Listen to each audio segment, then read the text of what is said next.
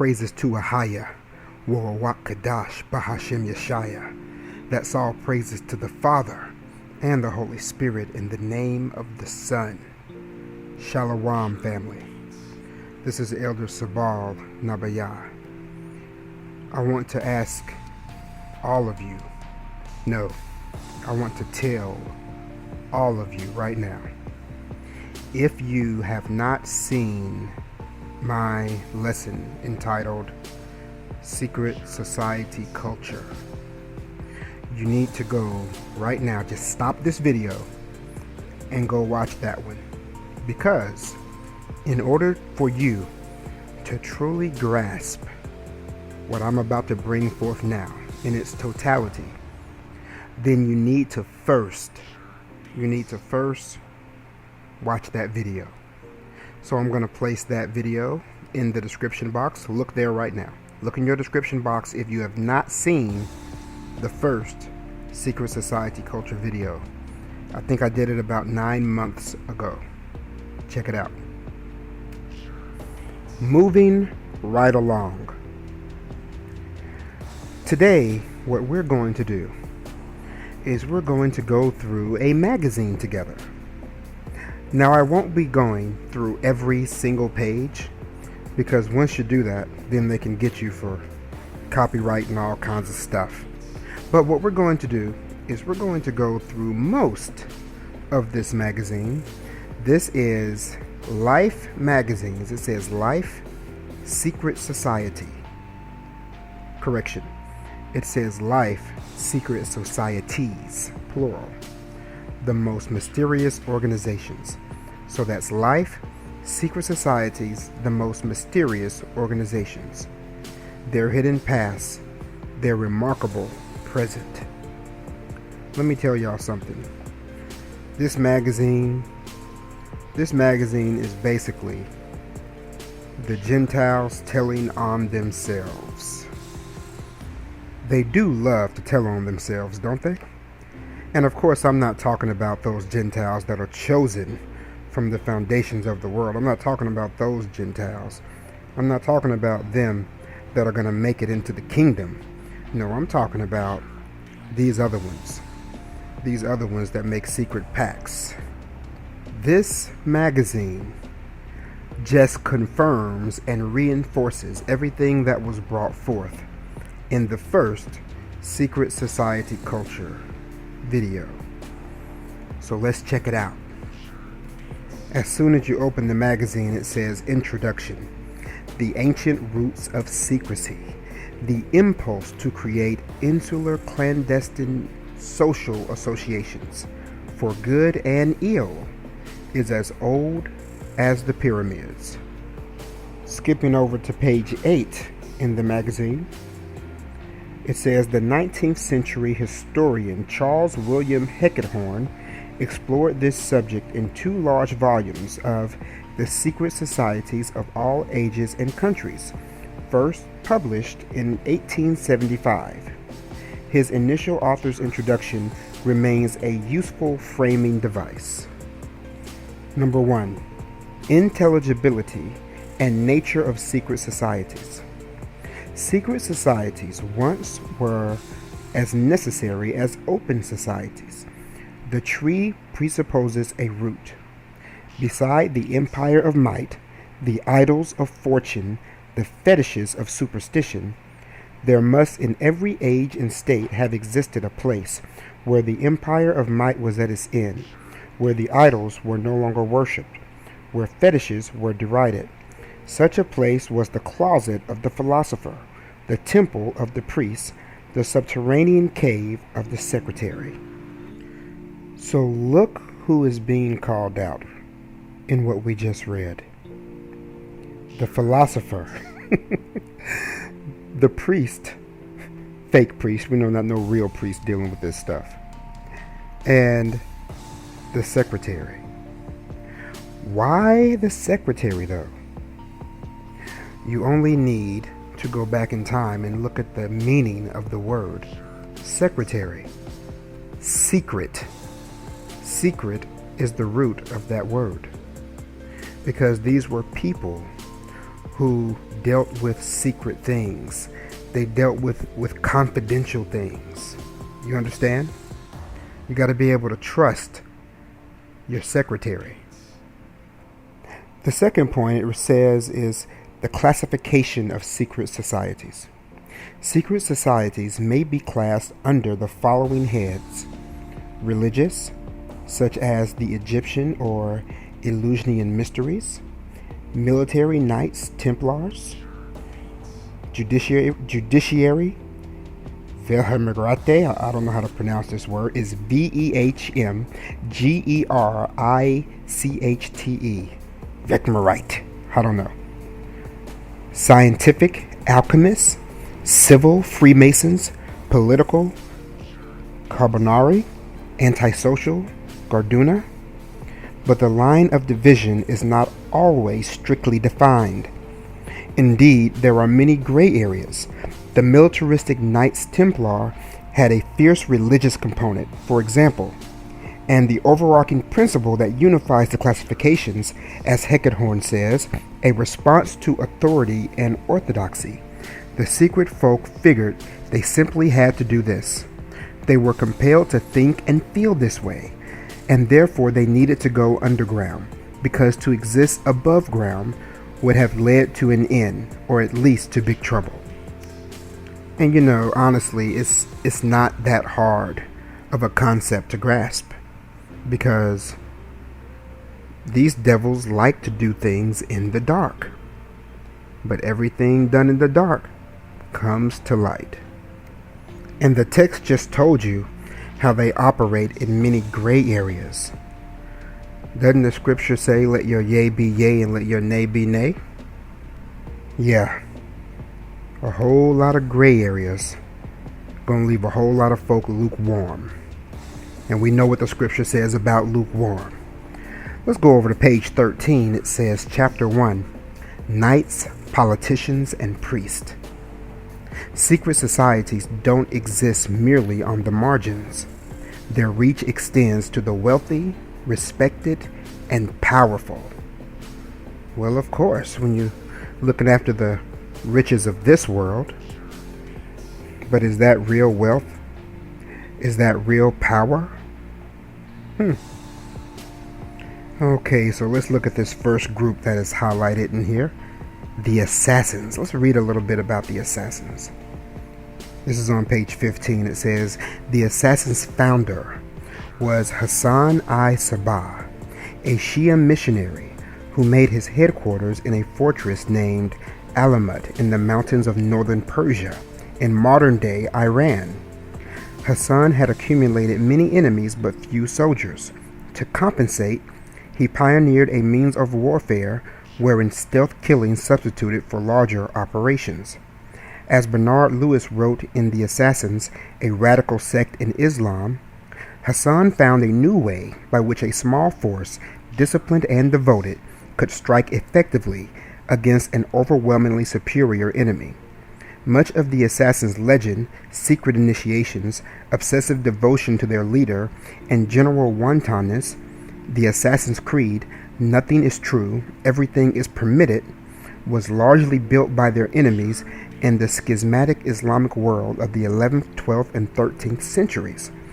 These wild, very likely embellished tales then reached far beyond Persia, when travelers such as Marco Polo, who historians believe may have invented the whole hashish eating story, brought them back to Europe. Wow, you see that? Nothing is true, everything is permitted. That sounds to me a whole lot like do as thou wilt. Let's turn the page and read a little bit about the Knights Templar. Europeans all, the first 9 knights came together in Jerusalem circa 1118 through 1119 to protect Christian pilgrims.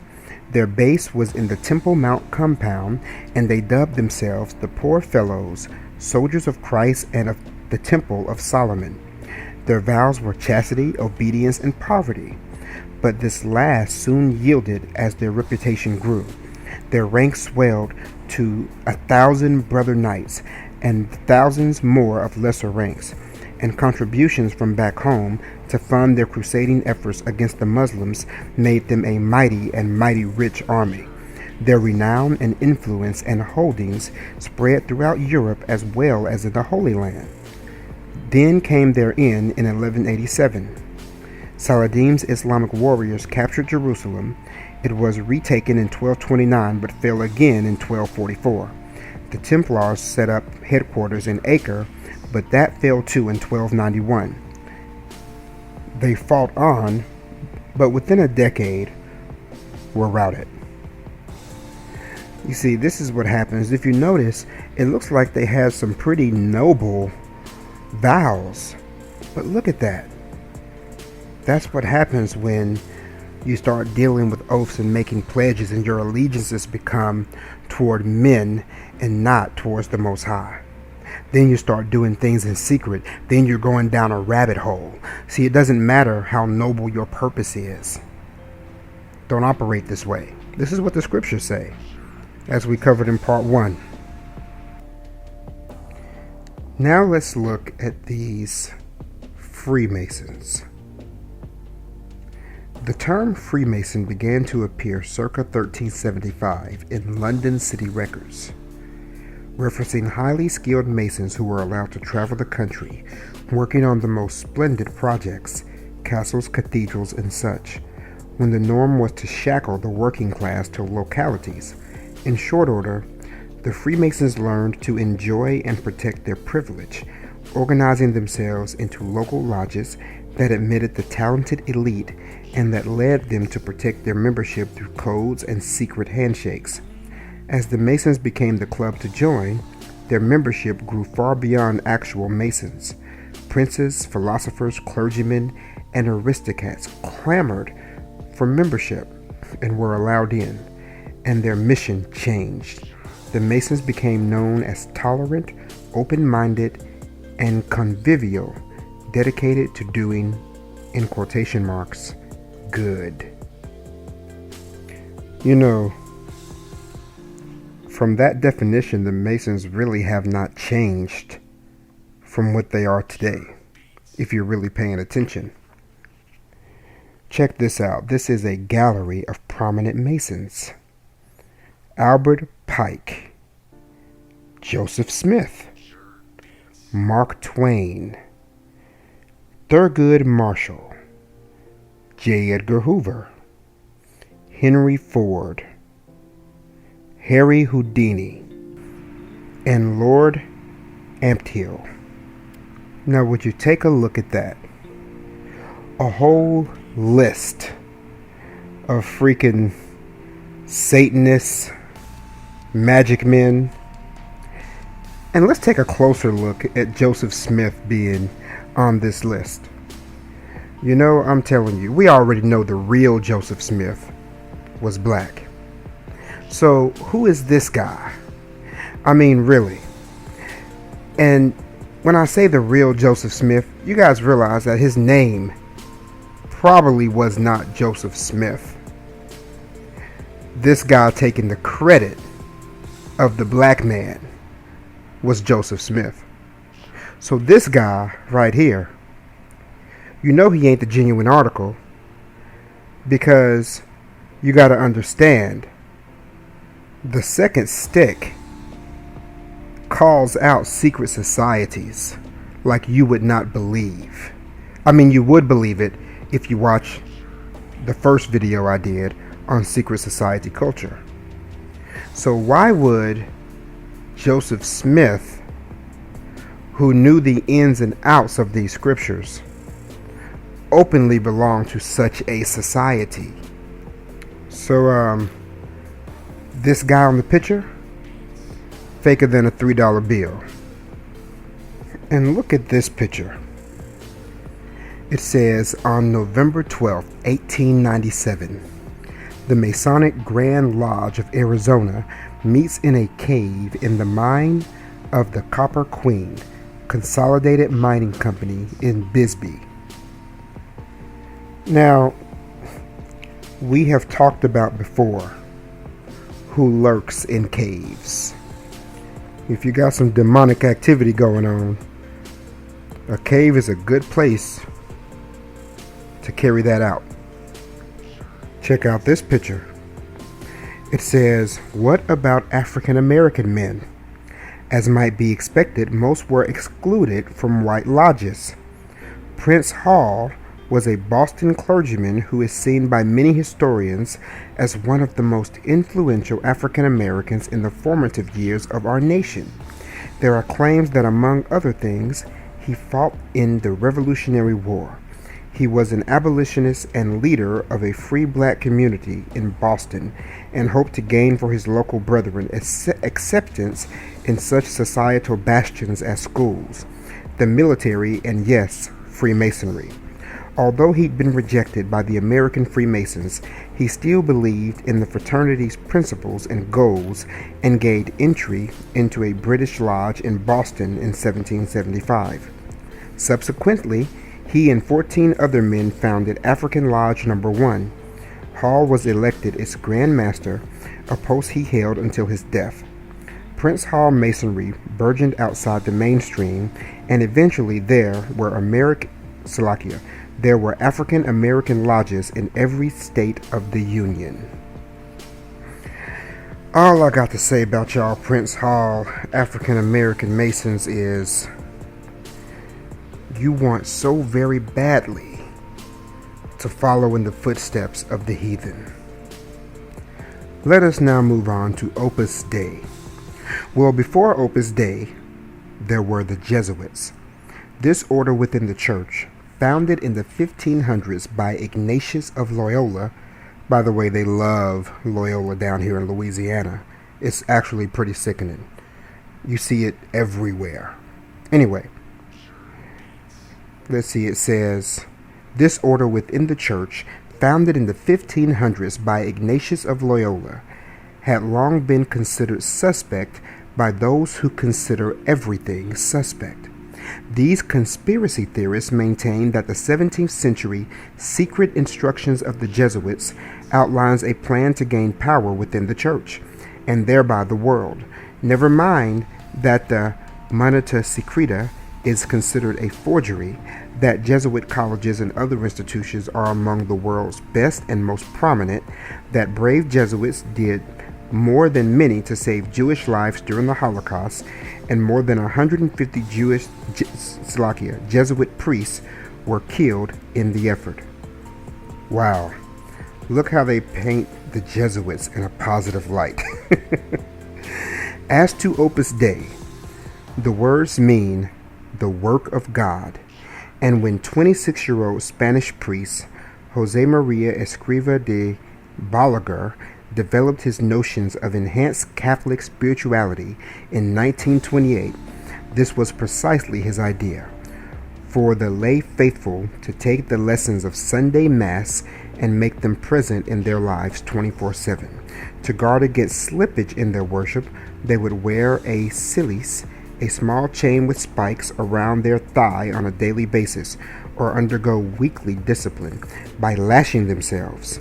Certainly, Escriva himself submitted to such ritualistic reminders of Christ's sufferings, and his charismatic personality and dedication drew others to his order.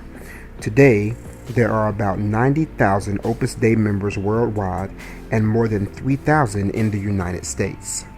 In the early 1980s, Pope John Paul II declared Opus Dei a personal prelature, a favored status not unlike that once granted the Knights Templar.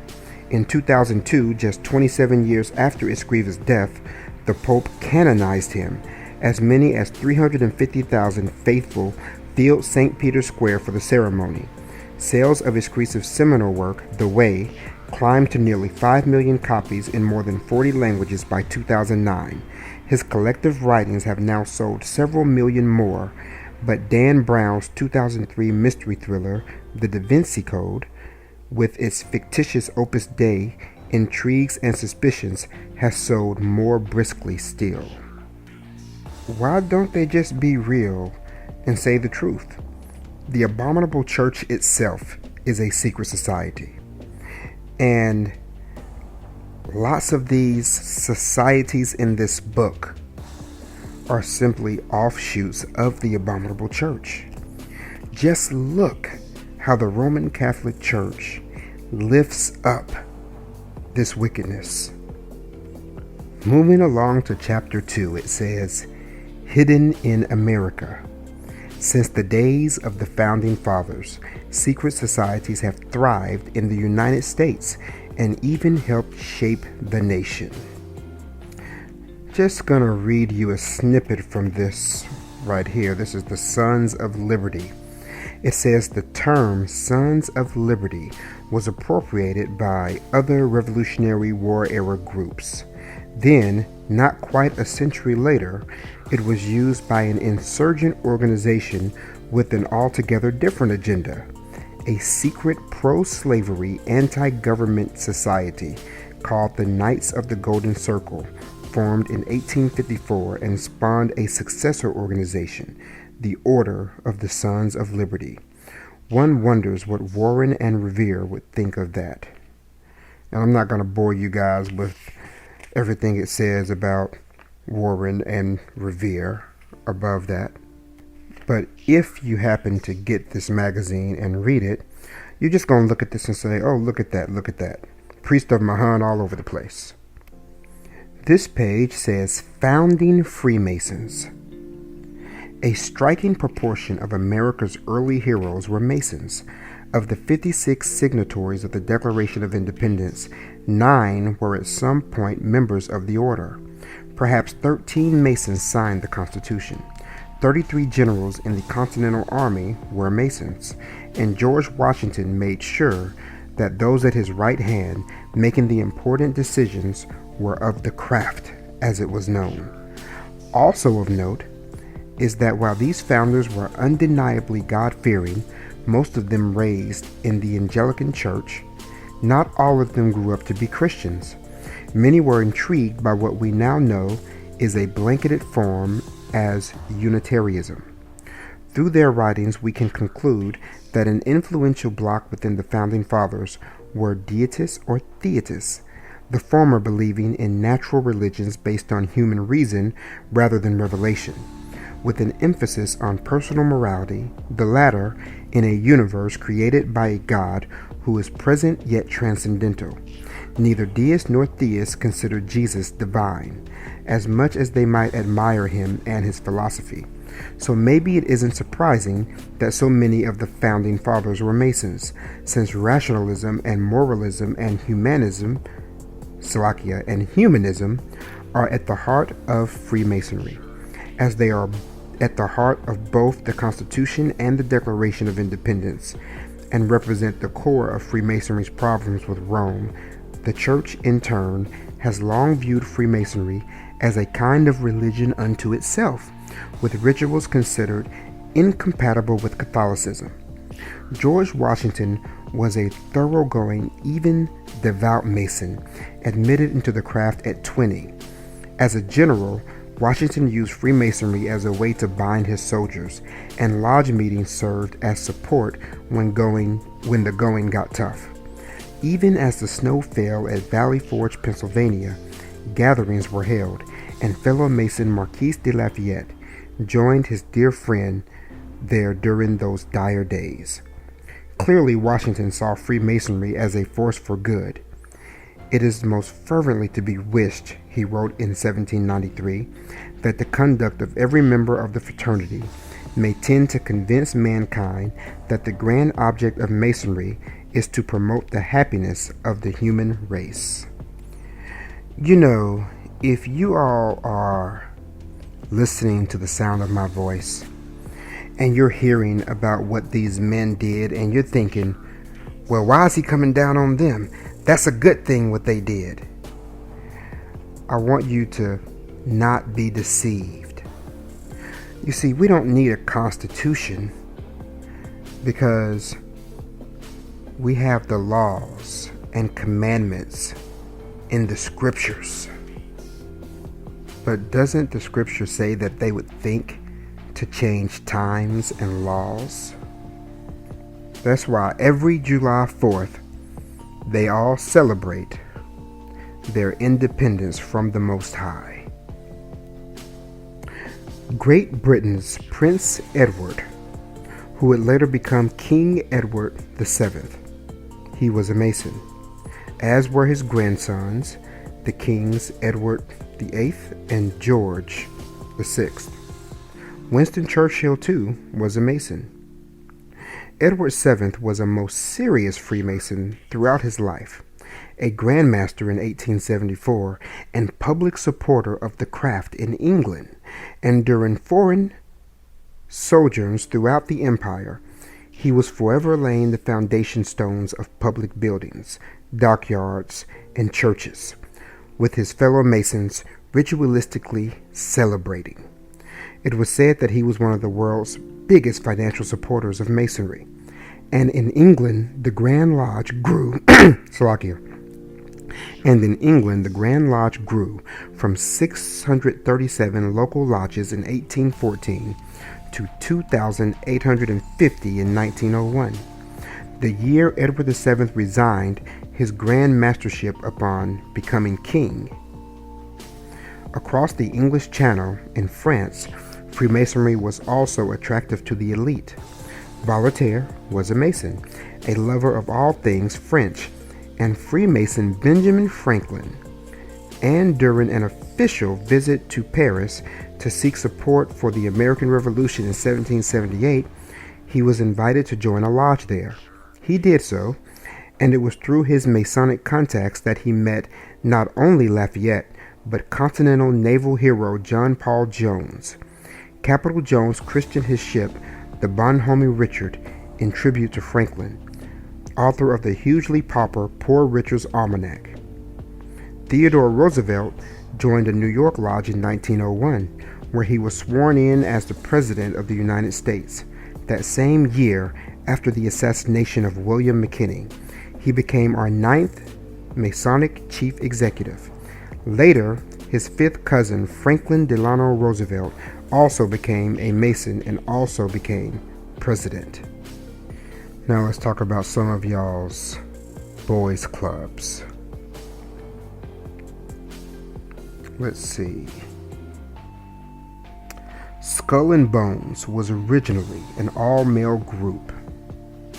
It dates back to 1832 and has a long association with the power elite.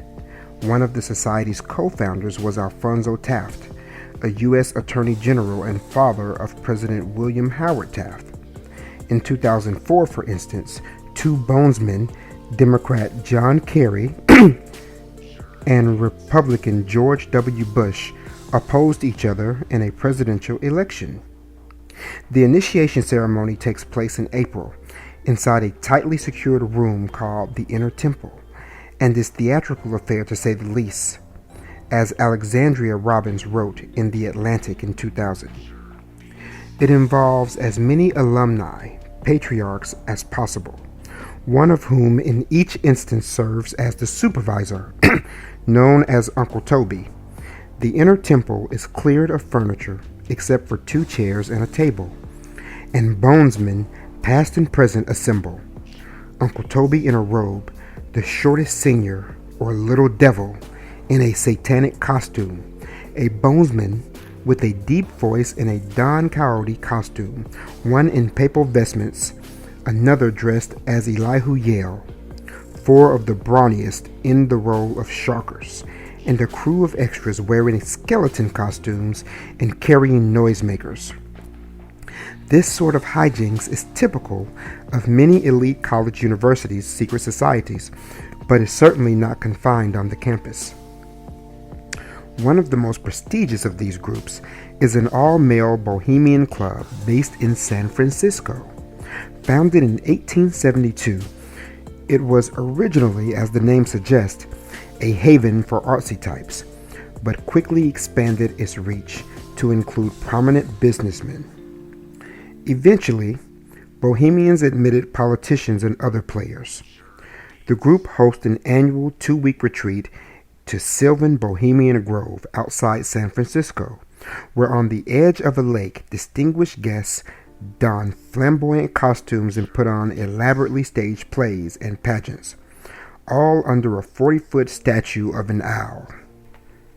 I just had to read that whole page because you can't make this kind of wickedness up. Do y'all hear this? Look at that. I keep telling y'all, when you're going out to vote for these elections, it doesn't matter whether you're voting for the left wing or the right wing, because they're both the same freaking bird. You see that 2004 election with John Kerry and George Bush? Both of them was wicked. Do you see what they were both into? What kind of wickedness they were into? Of course, this type of thing isn't publicized. This kind of exposure isn't smiled upon. But don't you love the way they just tell on themselves in this magazine? Y'all look at these pictures. We got the Skull and Bones class of 1861. We've got William F. Buckley Jr., Bonesman class of 1950. Look at this. You got 2 George Bushes. Look at that. And y'all, this Bohemian Grove, they are busting hell wide open every chance they get. I have another book on the Bohemian Grove. Let me go get it real quick. Let me see. Okay, I have the book. This book is called Stomping Grounds, A Pilgrim's Progress Through 8 American Subcultures by W. Hampton Sides. And I'm just going to read to you just one little excerpt from this book. I'm going to go to page 44. And it says, actually I'm going to start on page 43. It says, the club mascot itself is a symbol of secrecy, the owl. Everywhere in Bohemia one sees owls. Owls on stationery, cufflinks, and bolo ties. Stuffed owls, papier-mâché owls, bronze owls. The 40-foot owl shrine, a dark and brooding concrete beast overgrown with moss and lichens, looms over the pond where the bohos near their lakeside talks. Originally, the owl was chosen to reflect the nocturnal habits of the journalists who founded the club, but in the last half-century, it has come to symbolize quite succinctly the shadowy perch to which the Bohemians have removed themselves. Bohemians like to point out that the owl, as the bird of Athena, has always served as a symbol of wisdom in classical literature, but the club's detractors speak of the owl as the screeching prey bird of the night, all-knowing, all-seeing, silent in flight, the bird of Halloween and the occult. In the Middle Ages, they say the owl symbolized the non-believer who dwelt in darkness. Only in our culture does the owl represent wisdom, says Mary Moore, a local political activist and student of Bohemian iconography, who has converted her entire guest house into a permanent archive on the Grove. In other cultures, it represents evil, darkness, and death. Do y'all see what kind of wickedness they get into in these secret societies? Okay, going back to our magazine. Chapter 3, The Dark Side. History is stained by clandestine groups that spread hate and violence. Y'all check this group out. It's called The Thugs. The Thugs of India left a lasting legacy through the group's name, now applied as a catch-all for violent criminals. And that's exactly what the thugs were. Gangs who, as early as the 1300s, reputedly roamed from town to town, looting and pillaging, often in disguise to give them the benefit of stealth and surprise. They were the pioneers of organized crime, and in the use of the notion secret society for distinctly anti-societal purpose. Of course, smuggling and drug trafficking rings are as old as the hills in Asia and Africa. and extant criminal organizations in Italy and Japan trace their histories back several centuries. The Mafia came together as a secret society in Sicily in the late 1800s, formed from rogue groups who had fought to protect the land from foreign invaders such as Normans and Arabs. But the seminal secret criminal operation may well have been thugs. It is said that members claimed to be part of a religious organization honoring Kali, the goddess of chaos and destruction, as they plagued India for centuries. Their most well-honed methodology was allegedly to insinuate themselves among travelers and strangle victims with rope or catgut. Through later adherents preferred cloth sashes, then thugs would mutilate the bodies, steal any valuables, and disappear into the night. The thugs had staying power, apparently lasting some 600 years before they were wiped out. How pervasive and menacing were the thugs? There remains some disagreement among historians, but in recent years a growing number of scholars have suggested the threat was exaggerated by British colonists as a convenient device for othering the Indian people. So I want y'all to notice that these thugs were not just violent criminals, because at their core they were worshiping Kali, a fallen goddess of chaos and destruction. Do you see how this fallen angel worship is all over the place? That's all these secret societies are. Just ways to worship the fallen. How many of y'all had children? Tell you what, how many of y'all were children who were walking up and down the hallways in the 90s of your high schools singing Thuggish Ruggish Bone? What kind of spirits were being yoked up to us back in those days? Moving right along, let's check out the Black Hand. Members of the Black Hand saw themselves as liberationists in the spirit of the Carbonari and the Sons of Liberty. The Black Hand was founded in 1911 as an ostensibly secret military fraternity in the Kingdom of Serbia. It was dedicated to uniting Serbian populations in lands annexed by Austria and Hungary. The group's formal name was arguably even scarier. I tried to pronounce that as best I could. It means unification or death. Satellite units were organized, spies were employed, assassins and guerrilla fighters were trained, stealth attacks were carried out. Many of today's historians seeking to define the Serbian Black Hand call it a terrorist organization. Whether it was or not, it was a successful organization, and by 1914 had as many as 2,500 members. Former and current Serbian army officers among them. That year, it plotted its greatest hit, the assassination of Archduke Franz Ferdinand, heir apparent to the Austro-Hungarian throne. The killing, which is recounted on the following pages, was carried out on June 28, 1914. In the days following, Serbia was generally blamed by Austria, Hungary. Other European nations took sides. Eventually, World War I would claim the lives of many millions of civilians and an estimated 8.5 million soldiers. 21 million more soldiers would be wounded.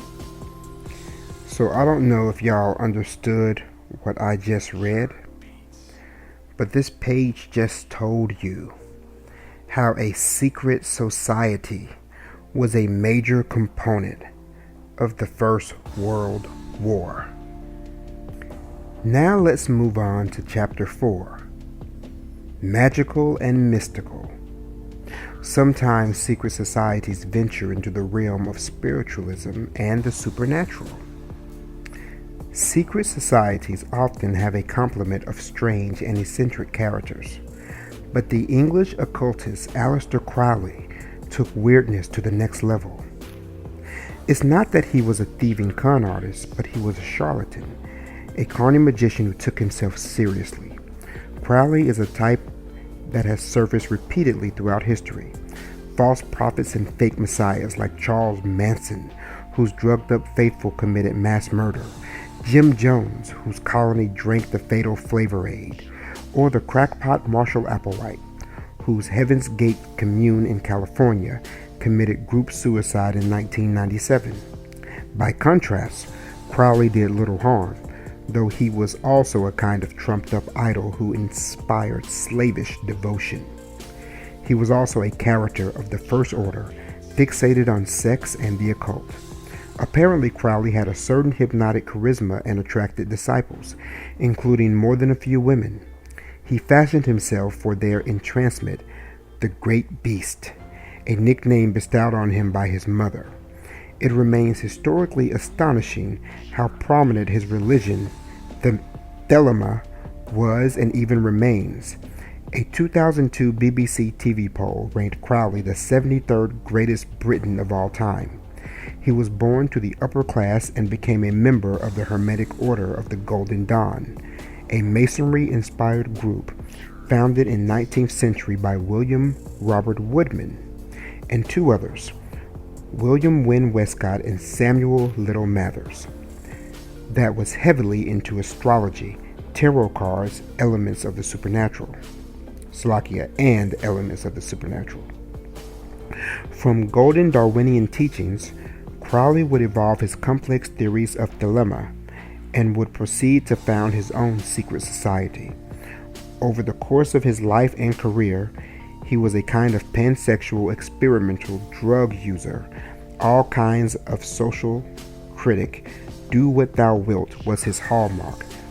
That was the central tenet of the Book of the Law. The canonical Thelemic text, Crowley said, had been dictated to him in 1904 by a disembodied male voice called, I don't even know how to pronounce that. Thelema's adherents were exhorted to strive toward attaining higher states of existence and understanding and to embrace their true will, their ultimate purpose and place in life. Today, many regard Crowley as the most influential occultist of all time. Do you guys see that this dude's, foundation, his foundation was from a secret society, the Hermetic Order of the Golden Dawn? Do you see that? Do you understand how none of this stuff is coincidence? None of this stuff is by mistake. These people are just evil as hell. They're into worshiping their fallen idols, who clearly, this began as Hermes, the Hermetic Order of the Golden Dawn. But look at the wickedness that Crowley wrought. Look how his name is still on the lips of many Satanists to this very day. Now let's check out the Rosicrucians. The quasi-Masonic Order of the Rosy Cross was born in the early 15th century and was claimed by its adherents to have been vastly influential in spurring the Enlightenments as well as various political revolutions, including the French and American. The only problem was that the group never in fact existed. 3 works published anonymously in Germany between 1614 and 1616 delineate the life of the medieval knight Christian Rosicrucians, German for Rose Cross. Rosicrucians was a man who traveled widely in the Middle East, acquiring great wisdom. He returned home and formed a secret organization of 8 fellow seekers in the early 1400s. They were interested in philosophy, alchemy, and magic, healing the sick, intellectual inquiry that might end all war, more generally, the hidden forces of all nature and harnessing of natural power. Rosicrucians died in 1484 and was buried in a vault. When the vault was opened in 1604, a parchment delineating the life and times of the Rosicrucian Brotherhood was found in the hand of Rosicrucians' uncorrupted corpse. The triple-right Rosicrucian history, the so-called Rosicrucian manifestos, followed a little more than a decade after the vault was opened. The manifestos created a great stir in popular and intellectual circles in post-Reformation Europe. Great thinkers were intrigued by his quest for bending nature to man's will, and among the new Rosicrucians were several members in good standing of the Western intellectual elite. But here's the rub. The manifestos were, unbeknownst to their rapt readership, works of fiction. There was no Christian Rosicrucians. There never had been an order of the Rosy Cross, yet myth gave rise to a veritable army of true believers. Natural magic remains at the heart of modern Rosicrucianism, but in the last few centuries many things self-improved. Egyptology, the abolition of slavery in America, occultism, sex, have attached themselves to the movement. Today there remain many who say they are Rosicrucians, and when you think about it, they are, as much as anyone has been, and far more than Christian Rosicrucians ever was. And of course, when it comes to things like this, it doesn't matter if it ever actually happened, if it ever was a truth, because people believe it. People are out there getting into this stuff, getting into the mystical, but not the way they should be. You see, what people should be doing is getting spiritual and learning how to commune with the Most High and activate the power of the Holy Spirit.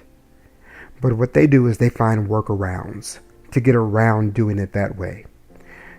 They deal with demons and make pacts and all these other little shortcuts they can take, dealing with fallen angels and all of that. All that stuff is real. All that stuff happened. And it is very much a secret, unless you know. Moving right along. The Illuminati. Clearly, the intermingling of symbols and raison d'etre among secret societies is manifold. Adam Weishaupt, a German philosopher who became a Freemason in 1774, was well aware of the phenomenon, and he ran with it. For his Illuminati, he appropriated a few items. Most prominent, the all-seeing eye, and also the aspirational pyramid. But Weishaupt's overarching goal would dwarf those of the Masons or Rosicrucians. He foresaw nothing less than a liberty-based New World Order. The idea certainly had legs. There are fringe theories afloat today that secret Illuminati have a plan to bend the world to their will. To a greater degree than most, if not all, secret societies, the Society of the Illuminati is about one man. Weishaupt began his boyhood education at a Jesuit school, and the Jesuit sense of discipline would influence him greatly, as would obviously the age-old process of illumination, by which the mystical practitioner came to divine the light sent by a higher source. There were Illuminati in Spain in the early 1500s. Ignatius of Loyola, founder of the Jesuit order, was a sympathizer. Crossbred tribes of Illuminati, Rosicrucians, were not uncommon. But it is Weishaupt who trademarked the idea. He secretly founded the ancient Illuminated Seers of Bavaria on May 1st, 1776, with 4 associates. They and their recruits infiltrated Masonic lodges in Europe and took control of some. The Illuminati grew to numbers perhaps 2,000. Their goal was to perfect human nature. Weishaupt felt that this was what Jesus Christ had been urging his followers to do, and thereby human society. The corrupt Catholic Church needed to be brought down, and the world would then be one big democratic republic. The leader of this republicanism, though, was a dictator at heart. and infighting came quickly. In 1784, the government of Bavaria, hearing of the plans against church and state, issued laws banning secret societies. The Illuminati were thoroughly suppressed by 1787. Weishaupt fled to Saxony, where he wrote defenses of his intentions and the Illuminati until his death. Now, we all know that even though this magazine says that the Illuminati was suppressed by 1787, that there is more to the story.